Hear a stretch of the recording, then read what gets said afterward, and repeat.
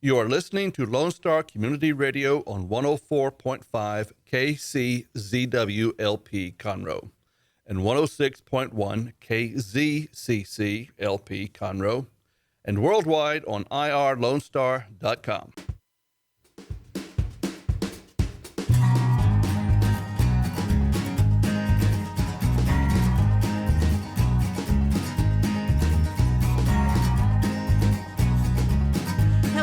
Good morning, good afternoon. I am Margie Taylor, your host for Conroe Culture News, live streaming on irlonestar.com, FM 104.5, 106.1, and Facebook Live on Conroe Culture News. This will also be put on the City of Conroe website, on their cable TV, and you'll just have to watch and see when it shows up. So this show is sponsored by Roberson Chiropractic and Team Sinisi Real Estate Group. Roberson Chiropractics have been voted the best chiropractic center in Montgomery County, and they are located at 3033 West Davis by Conroe High School and Taco Bell. They serve everyone from infants to seniors, weekend athletes to professionals, and their focus is on natural, holistic relief of pain to get optimal health. So Team Sinisi, we know about the real estate market, and we know it's hot. So interest rates are only going to go up. They're not going to go any lower, most likely. So invest, sell your home, buy your home with Team Sinisi. They're an easy name to remember, 281-507-9777. So guests today are going to be Judge Wayne Mack. He is Justice of the Peace in Precinct 1, which covers Montgomery and Conroe and Willis. And we also have Evan Roberson. He's the Executive Director of Tri-County Behavioral Health Care. And Sherry Burkhard is the Executive Director of Mosaics of Mercy, and she'll talk all about what her nonprofit organization does. So a couple of things that are happening around our community. The wearable art is continuing at the Conroe Art League in downtown Conroe through the end of the month. And save the date for the Sunday Fun Day Stroll on Sunday, September 19th with Bridgewood Farms. They serve special needs adults, and they actually are the oldest nonprofit in Montgomery County.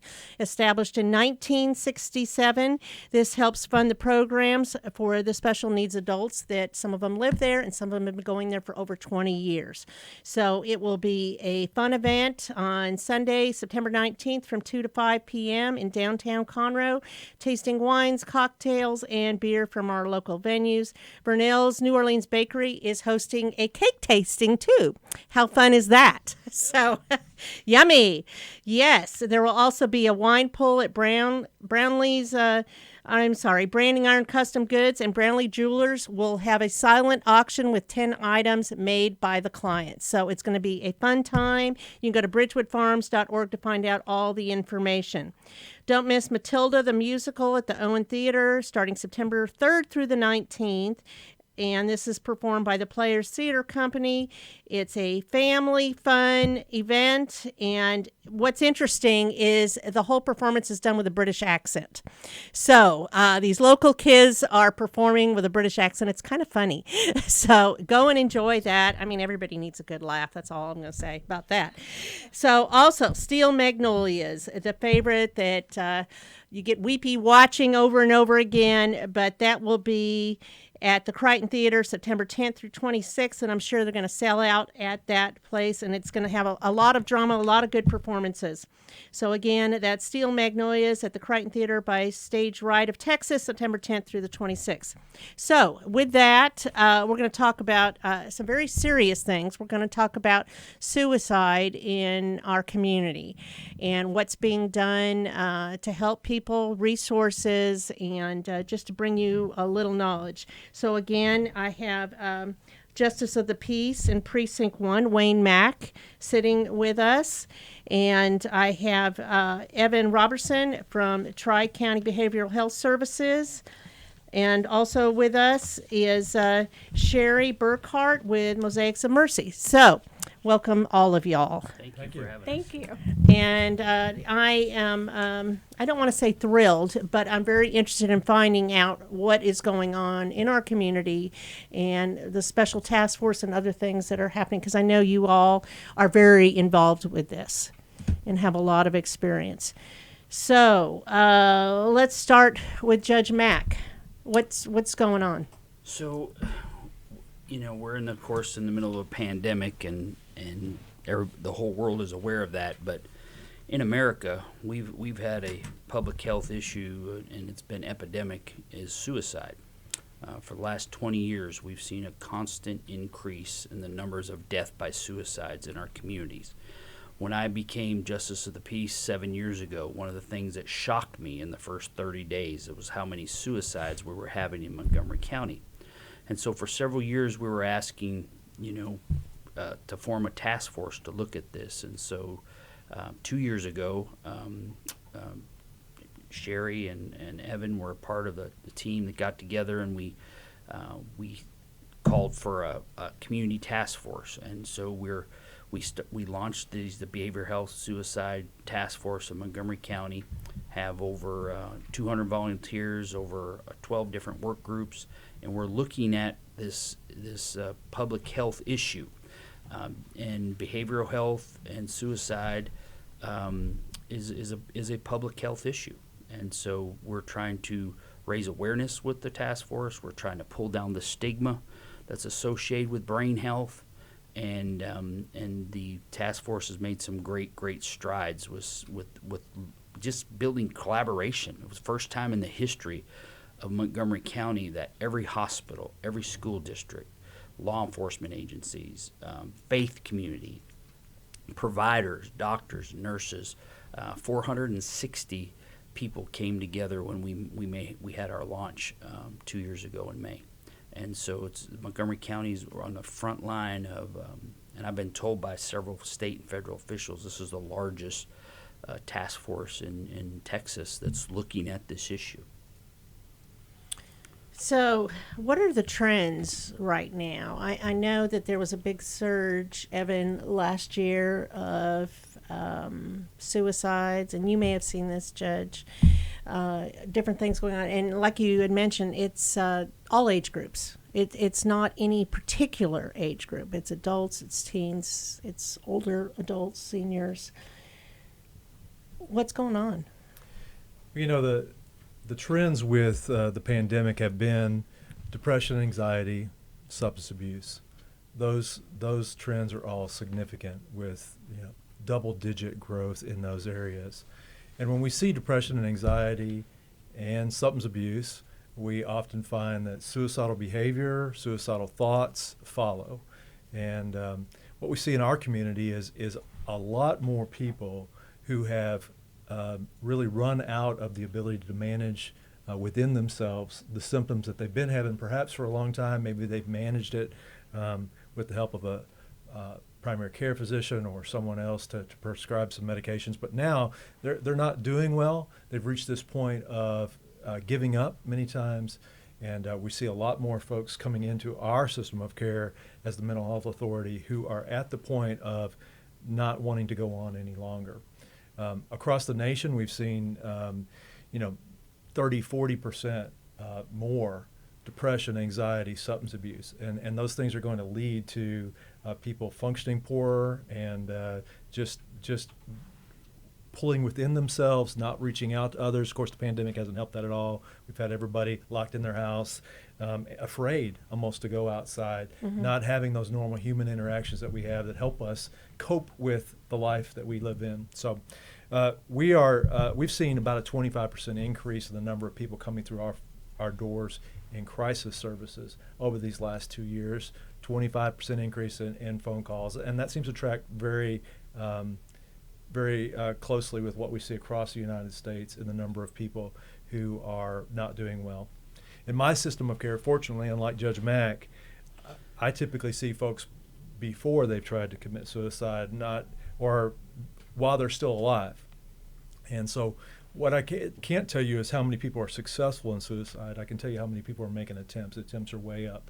One of the big trends that we see is kids. Kids are very complex kids coming into our services. Again, about 25% more kids this year than in years past. And the kids. Is it generally secondary level, high school kids, or? It's really not. It's all over the map, unfortunately. And what's really unfortunate is kids have very significant suicide plans. They may have made a pretty serious attempt. Do you think social media has a lot to do with this? I do. I feel like I'm 100 years old when I say that, but I do. Well, there's a lot of bullying and things that go on in Since social media. 2007, when the smartphone was unleashed in our nation, the death by suicide and attempts by suicide in children doubled, and the attempts, and those are just the reported attempts. Right. So we know for every death by suicide,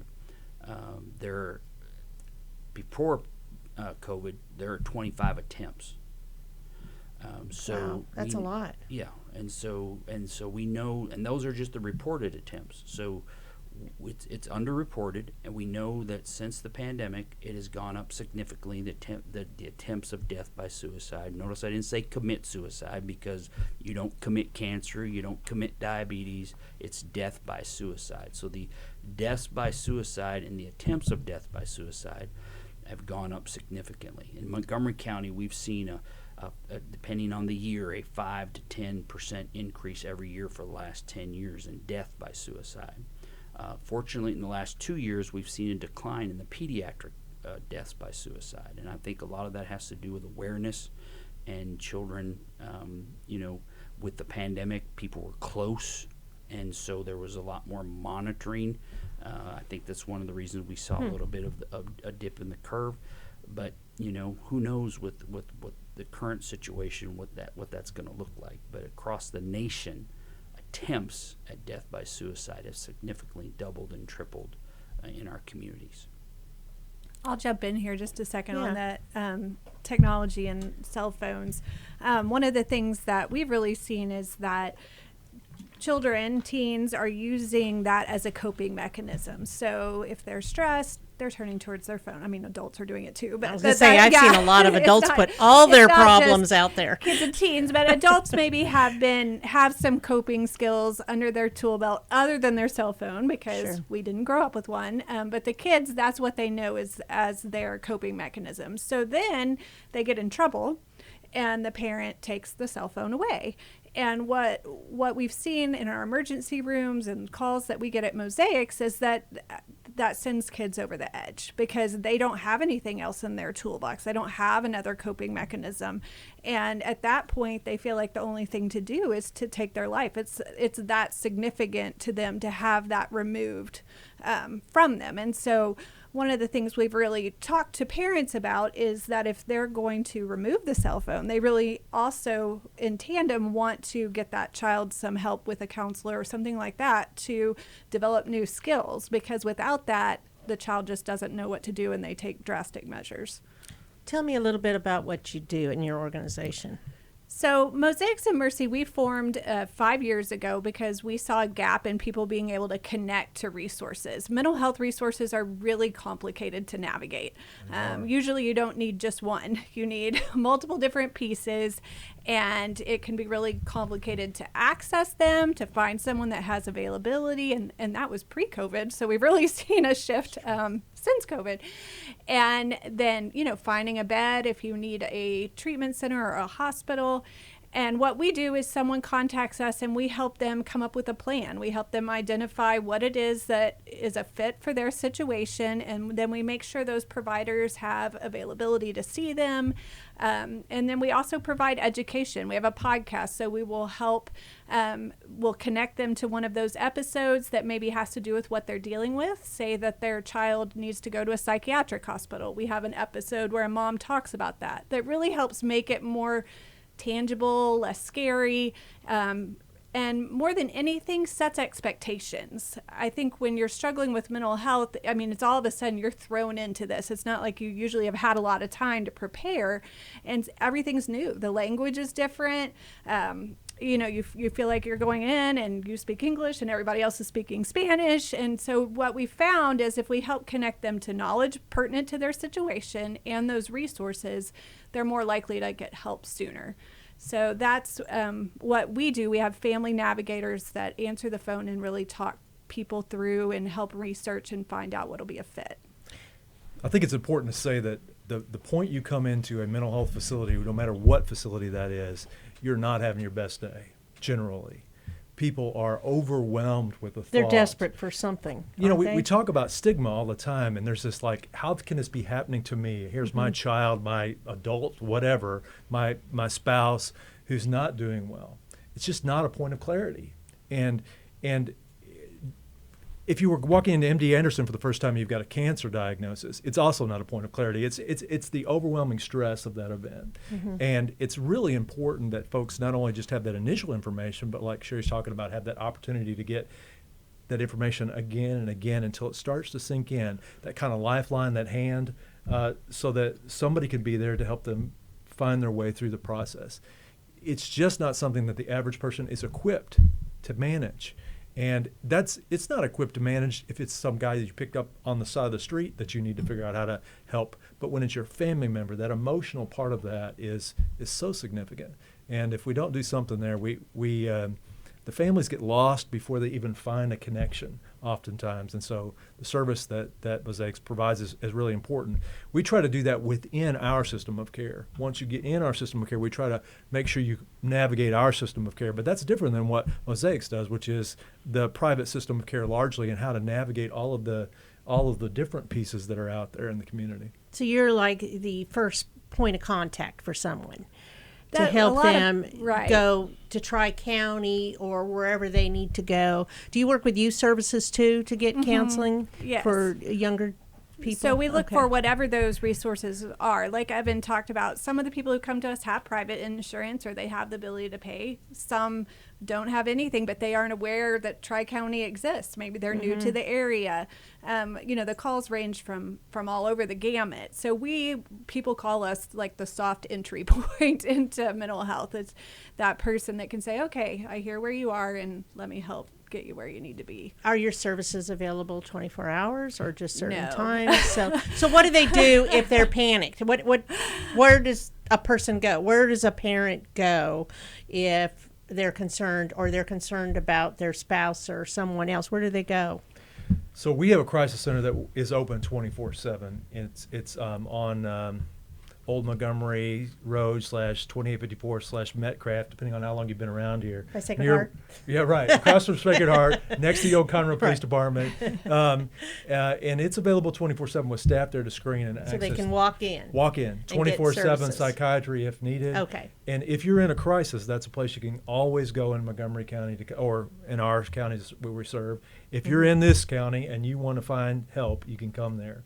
And so that's one place to go. There's hotlines. We have a hotline that we run that you can call, and I recommend that people call that. Sometimes what you need is just a voice that reassures you you can make it to the morning, or maybe a couple tips that say, okay, here's what we want you to do. We want you to watch this person until 8 a.m. and then show up here.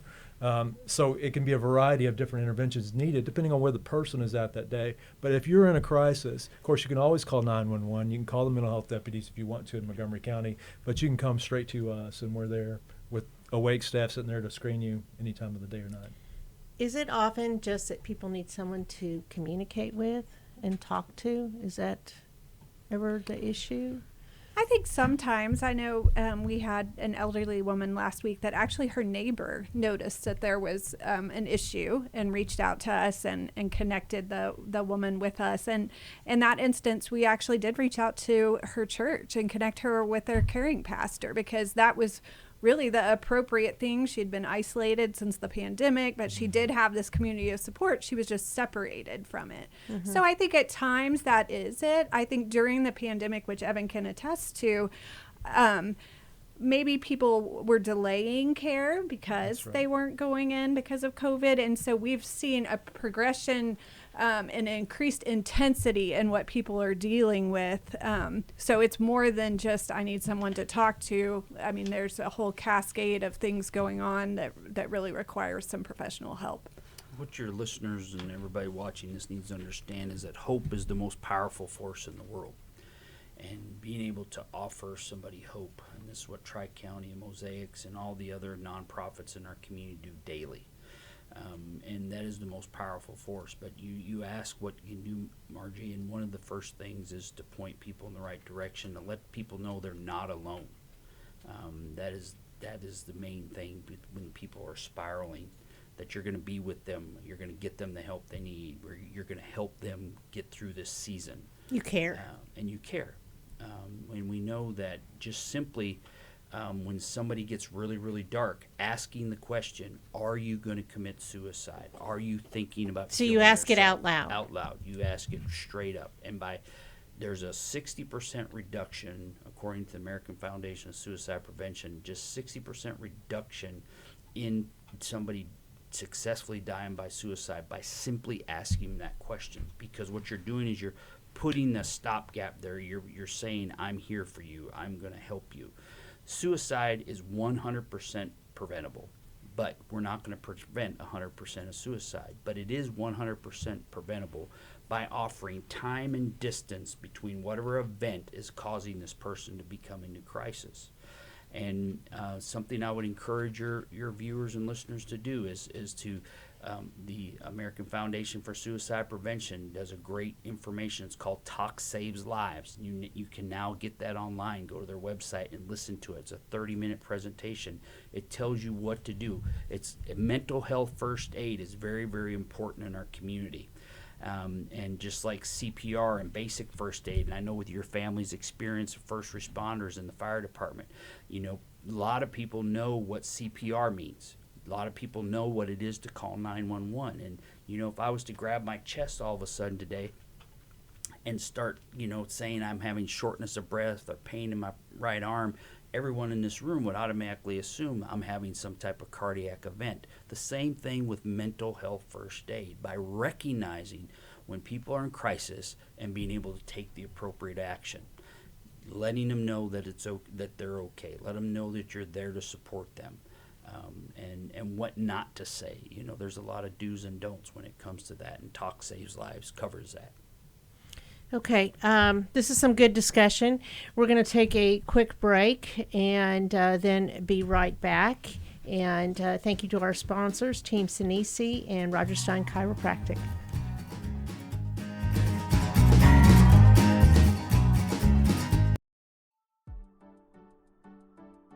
Team Sinisi is a proud sponsor of Conroe Culture News. Vinny Sinisi and his professional team provide comprehensive real estate services throughout the greater Montgomery County area and beyond. Whether looking to buy, sell, or invest in real estate, Team Sinisi has an impeccable reputation. Contact Team Sinisi for a great experience at teamsinisi.com. That's TEAMSINISI.com.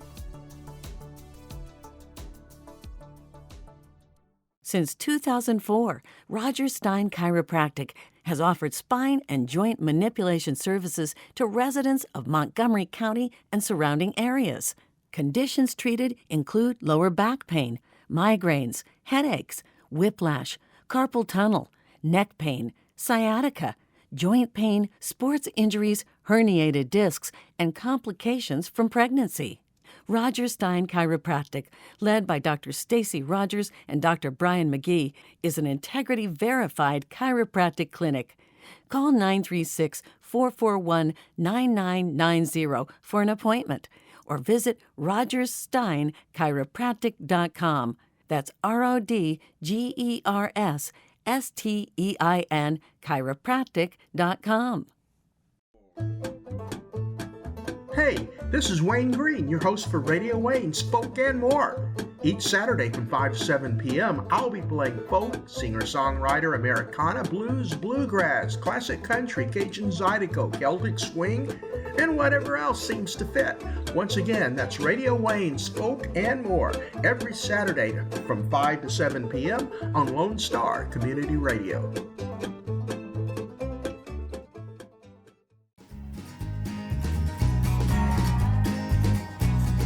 I am Margie Taylor, your host for Conroe Culture News, and we are talking today with several people sitting here in the studio about a suicide and the alarming rates that suicide is continuing in all age groups.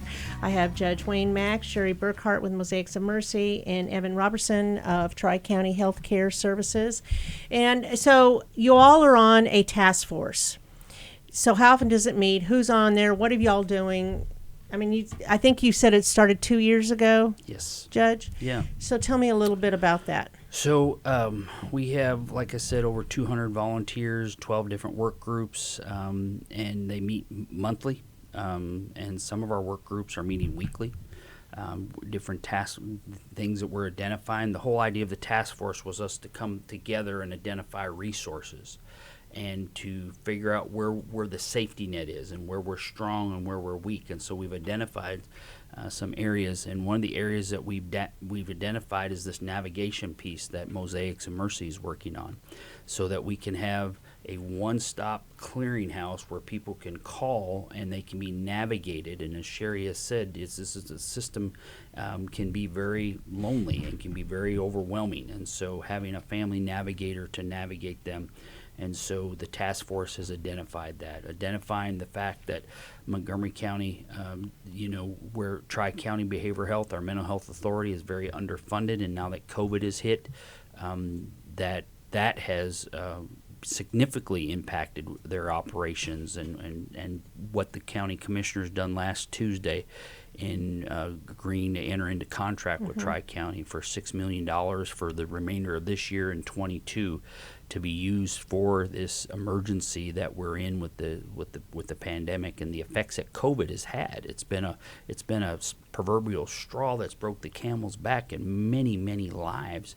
And so our task force is continually looking at all those in all the work groups. We look at pediatric, youth, trauma, addiction, community resources. All these things are the task force, and they're professionals from every part of our community, and lay people, and the faith community, and veterans, and law enforcement, first responders, and schools, and Everybody hospitals. working together Getting together in the same room and having conversations about. And like I said in the earlier segment, talk saves lives.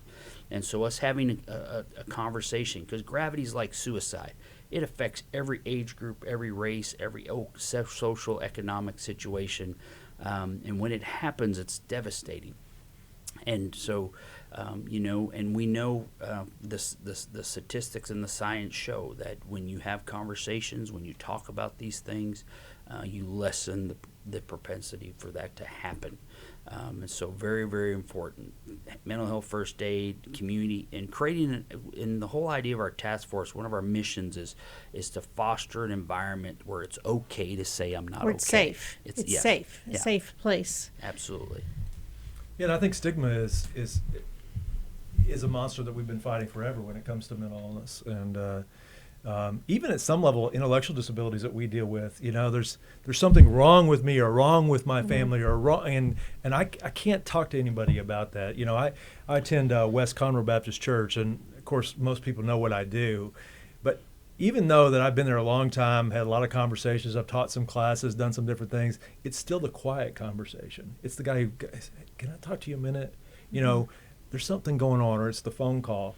And there's that stigma that goes on. I'm not saying that that's something that goes on just in our church or in our part of the society. It's everywhere. But it's a quiet talk. It's a quiet talk, which is okay. At least we're talking about it. But as we raise the awareness that mental illness really isn't that uncommon, it's always been about the federal statistics are 18.3% of us at any given time have a mental illness. That's a National Institute of Mental Health study that they did in 2016. But now we're saying it's more like a third of us are impacted by it. It's not that uncommon. And that's at any one point in time. That's not the folks that we serve at Tri-County for the most part are what's called serious mental illness in the federal language. And those folks have chronic, ongoing mental illness. So they get well, they reach a level of recovery, but it's a more significant long-term thing. When we're talking about mental illness, it's quite a spectrum of illnesses, from schizophrenia, which is the kind of work we do, up to anxiety disorders. And those are really, really common in our society. And in any year, at any time, any of us can experience this. And so stigma is a big enemy of ours that we have to fight. It's okay to talk about these things. It's okay to realize it's not that uncommon. Honestly, it just isn't. And we treat it like it's the rarest thing ever. It's just 0.5% of society has a problem with mental health problems. It's nothing like that. It's much more common. And it's okay to say, look, I'm not doing well. I'm struggling. I did a presentation with the chamber a while back, but it was about cumulative stress. this COVID thing has laid all of that on top of us. So even if we were doing fine and functioning at a normal level, even those of us who are supposed to know what to do and how to act and how to cope with these things are struggling. There's just another layer, Well, there's that other layer of what's true and what's not. Right. That's whether it's social media, the media, should we be afraid? Should we do this? Should we do that? Should we leave our house? Should we wear a mask? Should we not wear a mask? Should we get vaccinated? Should we not get vaccinated? What is going on? Until it personally affects our lives, we don't always know what's really true. And I think that, I think the trigger is stress, like you mentioned, wherever the stress is coming from, whether it's school or work or media or illness, it causes stress, and then it causes different mental anxieties or depression or things like that. And I think that's true. We all go through different things in our life. I mean, I look back at kids being bullied at school. I think that happens a lot. It happens more trying to keep up, and then you got the social media mix in there. Right. And it's much easier to bully than it used to be. And I think it happens to adults a lot more often than people realize, too, in the workplace. I myself have been bullied twice in my workplace and in Conroe, and it happens. And it totally breaks you down so that you don't have any confidence in yourself. And then you got to say, no, that's not right. They wanted something, or whatever the case is. And I think by having Mosaics of Mercy, a place where you can go and funnel out, or Tri-County to find out, or emergency care, that is part of the solution. But from what I'm hearing from Judge Mack is that it's also about talk. It's about talking to people and communicating and asking the questions, or just listening to what's going on. I think. Exactly. Oh, sorry. Go ahead. No. I think one of the things that Mosaics has tried to do is that all of the people who founded Mosaics had some kind of personal experience. I've been in recovery for 31 years from alcoholism and an eating disorder. I went to treatment when I was 15. One of our co-founders is raising her grandson because of her daughter's addiction and a major mental health issue. Anyway, we all have our own stories, and what we've tried to do is bring that personal perspective in. And one of the things that I attended a navigation conference back in the spring virtually, and it said that really the navigation, it's that piece of the professional knowledge, but also the personal knowledge that helps people feel more comfortable sharing their story. Correct. So on our podcast, when we're connecting people to professional knowledge, we also make sure that we have people in to share their story of hope, people in our community that are willing to speak out, because I think that we all know someone. We all know someone that struggles, but they don't talk about it. And that's been one of the things with my story, is because I went to treatment so long ago, people look at me now and they're like, well, how could you have ever struggled with that? Well, that's just part of my journey, but you can't see that until I share it with you. And we really want our community to feel more comfortable doing that, so that then that's when people feel comfortable coming to you and saying, you develop a trusting relationship. Yeah. When you share and people see that you're not just trying to take from them, that it opens up the conversation more to instill a trusting relationship. Right. And that we're not asking people to walk something that we haven't walked ourselves. It is hard to seek help. And it's not always this, trajectory that goes up and up and up, and goes up and down on the mental health journey. And so being able to say, okay, we've been there, we've done that, makes a difference in people feeling like they can ask for help. Well, and you mentioned eating disorders and things like that. There's other things that go on to bring it all cumulative to suicidal thoughts. There's a lot of different things. And I know, Judge Mack, you've been seeing a lot of things out in the field as well. Unfortunately, yeah. And, just this week, this Friday, a man killed himself in front of his wife and children. I just left a scene moments before coming here, drug overdose, and the family. This person was dealing with mental health issues, and he was using self-medication to try to cope with his severe depression. And so, we see this over and over again, and recognizing the signs and signals that somebody's in crisis, Somebody starts, their mood changes, their behavior changes. They start isolating themselves from people. These are all warning signs. These are all things that say this is not okay, and you have to ask those hard questions. Are you okay? And what can I do to help you? What Sherry and Evan have both alluded to here is the fact that as a community, we come together and we have these resources and people know where to go, and creating a culture where it's okay to say we're not okay is so very, very important, because we all have our journey. The statistics say 1 in 5 people are going to have a mental health event in their life, and I just saw recently an article that come out because of COVID, that's now 1 in 3. Oh, my. And so we know the layers you talked about piling on and Yeah. the things being added. We know as a society that these things are happening. So it's very, very important that we get prepared. And that's why I'm very honored and excited that the Commissioners Court are taking a leadership role here with this money to address this crisis. But it's a temporary good. situation. We need to look at some long-term funding. Texas does so many things well.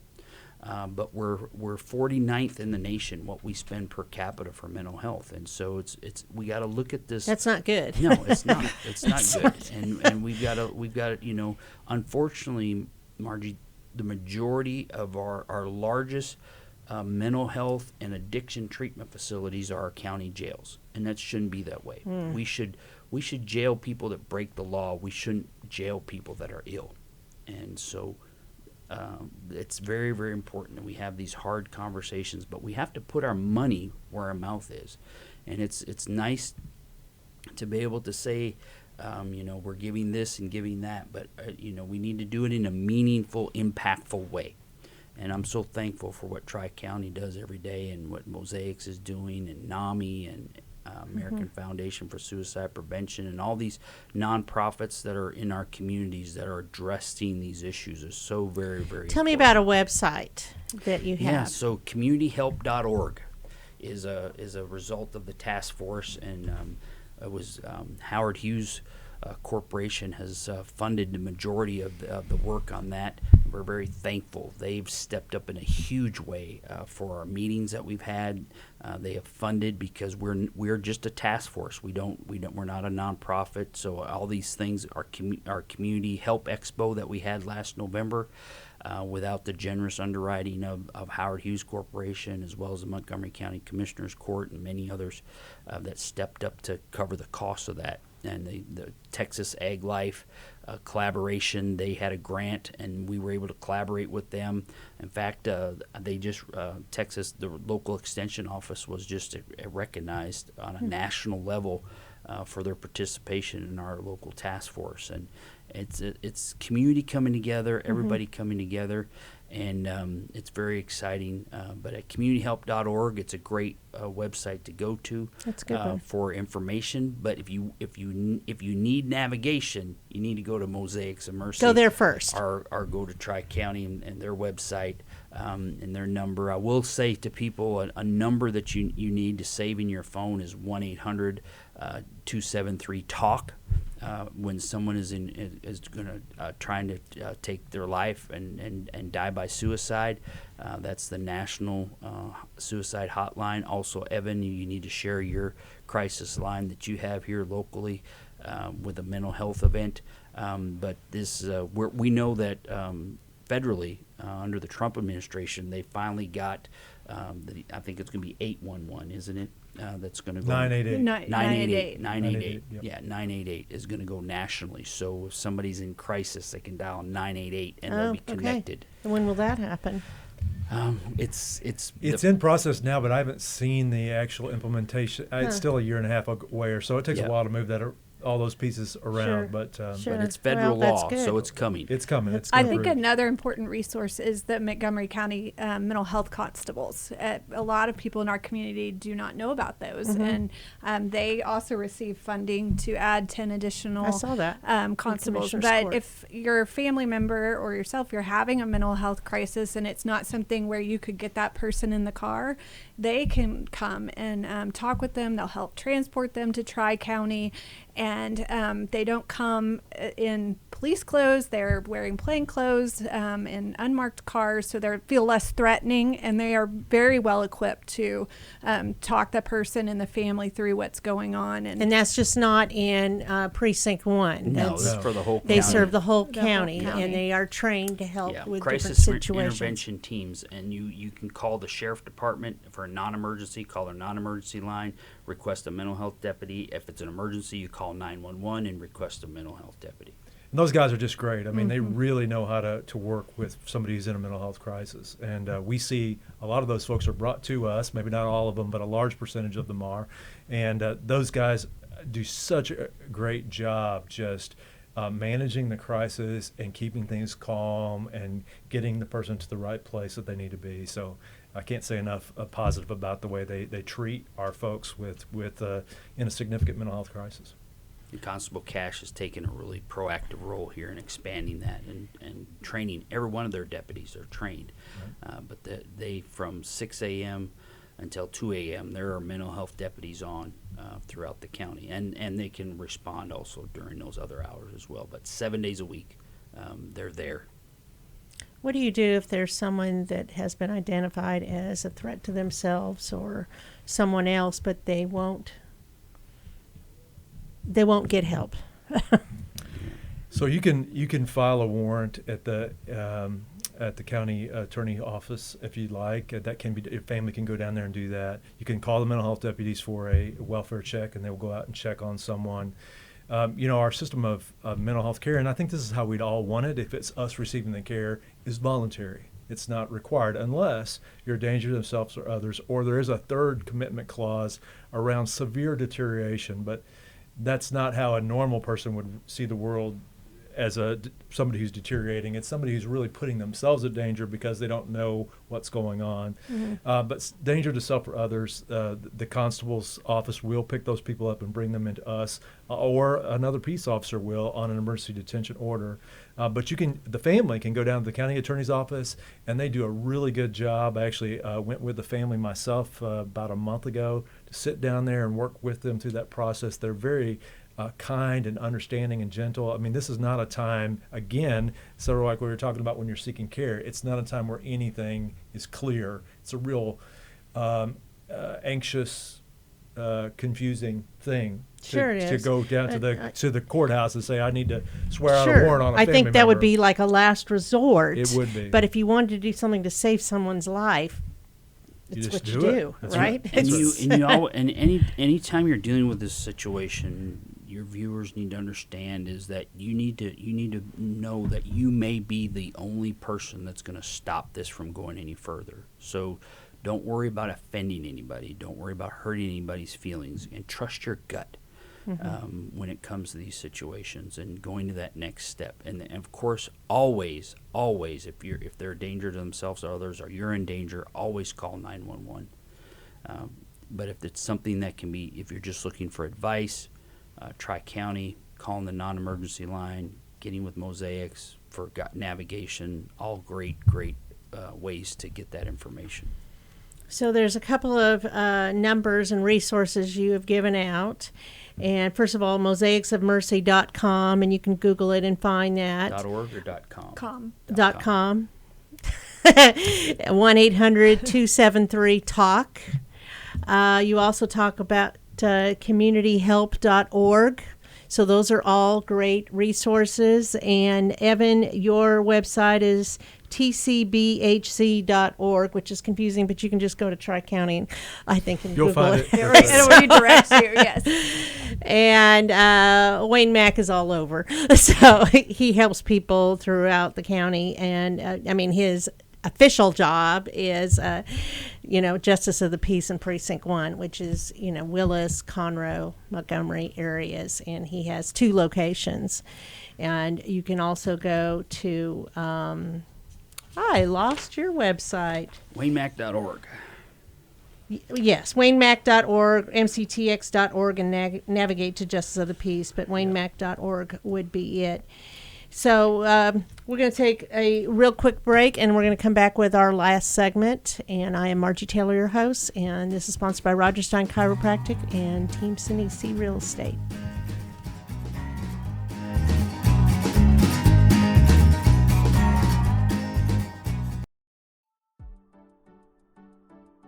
Team Sinisi is a proud sponsor of Conroe Culture News. Vinny Sinisi and his professional team provide comprehensive real estate services throughout the greater Montgomery County area and beyond. Whether looking to buy, sell, or invest in real estate, Team Sinisi has an impeccable reputation. Contact Team Sinisi for a great experience at teamsinisi.com. That's TEAMSINISI.com. Since 2004, Roger Stein Chiropractic has offered spine and joint manipulation services to residents of Montgomery County and surrounding areas. Conditions treated include lower back pain, migraines, headaches, whiplash, carpal tunnel, neck pain, sciatica, joint pain, sports injuries, herniated discs, and complications from pregnancy.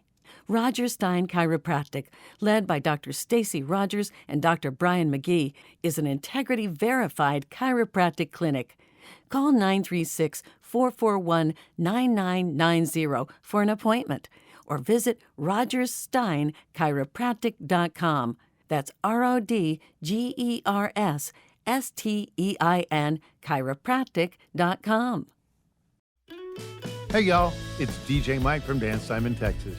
Join me Monday through Friday at 8 a.m. as I count down the top 10 Texas Red Dirt songs that are packing the dance floor. I'll be featuring local artists and the story behind the hits, shows in the area, as well as new songs that make you want to dance. It's Dance Time in Texas with DJ Mike on Lone Star Community Radio, 104.5 KCZW and 106.1 KZCC, Conroe, Texas, or online, irlonestar.com.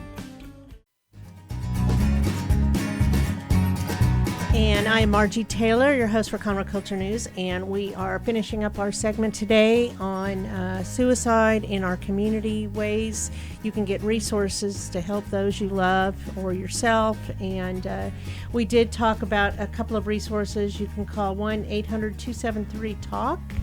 You can go to the communityhelp.org website, and a great one to navigate systems is mosaicsofmercy.com. So, Evan, tell me about the $6 million that Commissioners Court allocated for mental health. We're really grateful to the commissioners and to County Judge Keogh for having the vision to put together some funding for us, for Tri-County, to provide some much-needed services in this pandemic. We have seen record levels of persons coming in through crisis, through the hotline, and on the routine side of care, substance abuse, mental health, all kinds of problems. And frankly, our system is not quite taking on water, but will if we don't get some help. Mm-hmm. So now we had the opportunity. The Rescue Plan Act is a federal legislation, and the counties were allocated some funds. So the funding is ultimately coming from federal government. And one of the things that was prominently placed in there, along with several other things, was the need to support the behavioral health system of care. So we were very grateful to have them recognize that and approach us. And it really is a remarkable thing in Montgomery County to have this kind of investment. So the Commissioners Court last Tuesday approved $6 million that will be spent in 16 months, so through the end of calendar 2022. And there are several things that are authorized by the Act that they can be spent on. And so we have several categories of expenditure, including some what they call premium pay, which is some additional salary to help us shore up our staffing. I don't need to tell anyone, I don't think, how difficult it is to hire people right now. And our salaries are not based on the market. We are based on how much money we have. So we could use that opportunity to bolster those up, especially for our folks who are at the low and medium levels of pay and who are working face-to-face with folks in a pandemic, really difficult work. They give us some money for crisis services, some money to do some work with Mosaics actually around access to services and resource development, some money to do counseling. And also one of the things that they asked us to do was to reestablish a presence in East Montgomery County. East Montgomery County used to be very small. It's not anymore as far as population is concerned. I mean, there was always a lot of people in those subdivisions, but it's unbelievable the growth that's happening over there. And so Commissioner Metz asked me if we could reestablish. We were over there for a little time with a crisis clinic, and our match funding fell apart, and we had to back out. So we're excited to get back to Have East more of a Montgomery presence County. out there. We'd love to be everywhere. It's just a matter of logistically trying to make sure we can pay all the bills at the end of the day. So it'll be a great opportunity for us. And we're going to start with doing a kids clinic out there, we believe. So we're working on finding a location now and establishing a child and youth clinic, specifically Splendora ISD and New Caney ISD. Would really like to see us have a stronger presence over there. Their kids come to us, but they have to come to us, and that's sometimes a barrier. Yeah, it's a distance at times. And it's not so many Right. miles, right? It used to be 18 miles to Porter was no big deal. That was 20 minutes, and now it could be an hour. So Yeah. it's not just the miles, it's the time. So we're very grateful to the Commissioners Court, to Judge Keogh for making that a priority, for giving us this opportunity, and now it's our job to perform. So we're usually pretty good at that. We're looking forward to making these resources work for the community and being able to provide more care to people in a critical time of crisis. So tell me what NAMI is. So National Alliance for the Mentally Ill is a national organization. There's a chapter in Houston, and the Greater Houston chapter also serves Montgomery County. And they provide an incredible level of support for families who are, and the individuals themselves, but specifically for families who are going through cycles of crisis and mental illness with their family members who have severe mental illness. They do great work with those folks.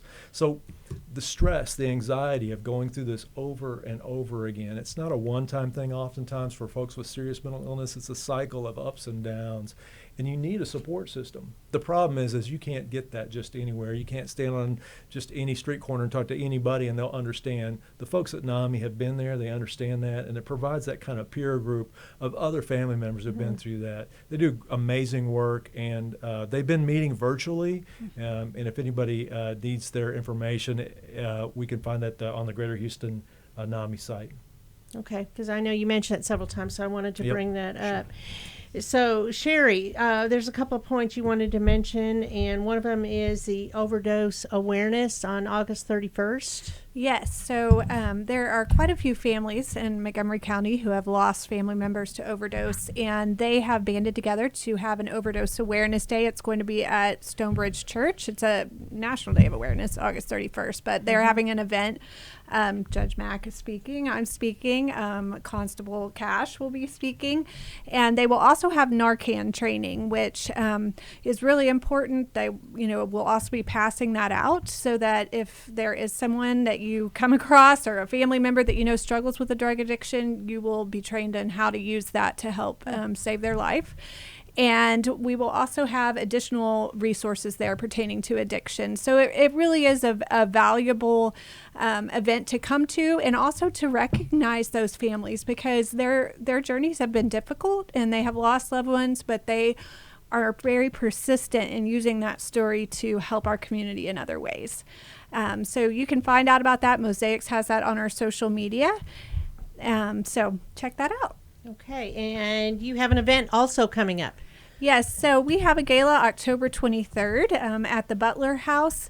And like Evan talked about, as for Mosaics, we started actually in a garage. We are people that just had a passion to see this happen. We've never had any kind of large fundraiser because we don't have time. There are not a lot of us that are doing. How many people do you have on staff? So we have one full-time, being myself, and then 3 part-time people, and that is not enough. Our call volume has increased 57% since How many calls do you get a day? Well, that varies. So like Evan talked about, you have to have, one call could take us 12 hours because of complexity. So it just depends on the day, how many, but you're we busy. are very busy. They have tripled.